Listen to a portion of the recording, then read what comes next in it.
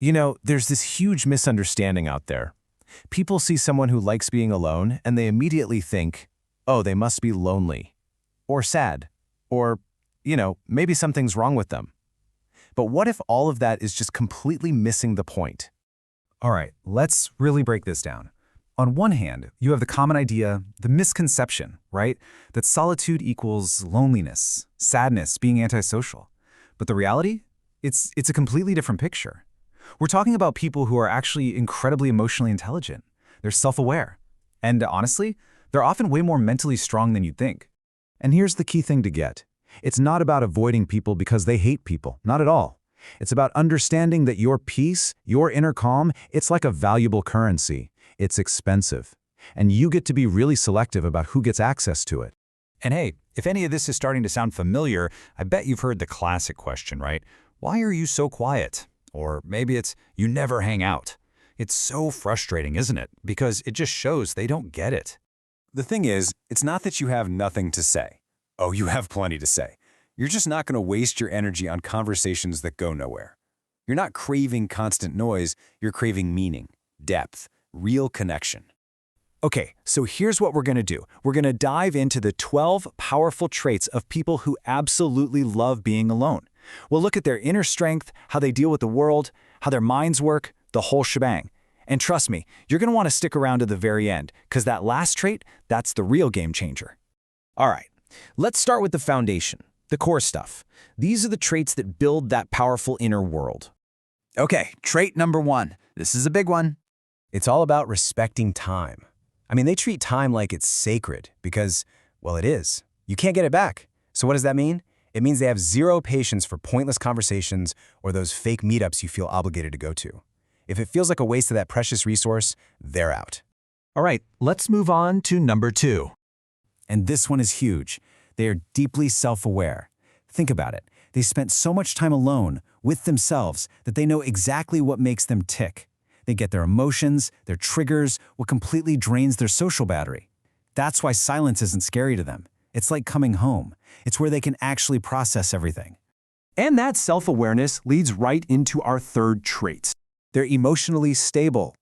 When things get chaotic and everyone else is panicking, what do?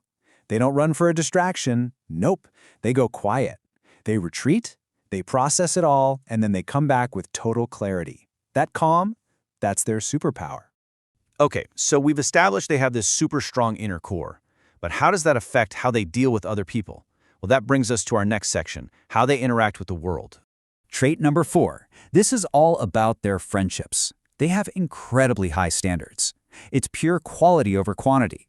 They would much rather have just two real friends than 20 fake ones. They want loyalty, honesty, real depth. So for them, choosing to be alone instead of with fake people, that's not loneliness. That's self-respect. Which leads us to number 5. They are insanely observant. Because they aren't the ones doing all the talking, they're the ones doing all the watching and listening. They catch the little things, the tiny shift in someone's tone, the flicker of a fake smile. They don't just hear your words, they read your energy. They sense your real intentions. And that flows perfectly into trait number 6. They are fiercely independent. They'd rather struggle through a problem on their own than have to beg for support. It's not about distrusting others. It's that they trust themselves more. That self-reliance is where their confidence comes from. They don't need another person to complete them. And next up, number 7, they have rock-solid boundaries. They have absolutely no problem saying no, and they don't feel guilty about it. Why? Because they know protecting their peace isn't selfish, it's essential for survival. And think of their boundaries less like walls and more like filters. They're not trying to keep everyone out, just the bad energy. Okay, let's move from the external world back inside, into the mind of a solitary thinker. Trait number 8, they're often incredibly creative. Think about it. So many of the greatest artists, writers, and inventors loved their alone time. It makes sense, right? You need that quiet, that space away from all the noise, for your imagination to really run wild and for new ideas to pop up. And that quiet space directly fuels trait number 9. They are guided by their intuition. When you spend that much time with yourself, you learn to listen to that little voice inside, that gut feeling, and they trust it. They'll follow their gut over social pressure any day of the week, which is such a rare thing in a world that just wants you to follow the crowd. And that leads to something amazing in trait number 10. They don't need validation from other people. Their confidence is totally internal. It doesn't depend on how many likes they get or what compliments people give them. Can you imagine how freeing that is? Now, trait number 11. This one might actually surprise you. They are secretly, deeply kind. They might seem cold or reserved on the outside, but underneath, there's a huge capacity for kindness. The catch is, they're selective. Their kindness is a resource they protect, and they only give it to people who truly deserve it. All right, we've made it. This brings us to the final, and I think the most powerful trait of them all. This is the one that really ties everything else together. Number 12. They are constantly growing. They use their alone time not just to chill, but to actively work on themselves. They reflect on their mistakes. They learn from pain. They study their own behavior and are always looking to upgrade their mindset. For them, solitude is like a workshop where they're constantly becoming a better version of themselves. So you see, it's not a weakness at all. It actually takes incredible strength to just sit with yourself. It takes a ton of courage to not chase after attention all the time. And it takes real, genuine confidence to walk your own path, alone if you have to.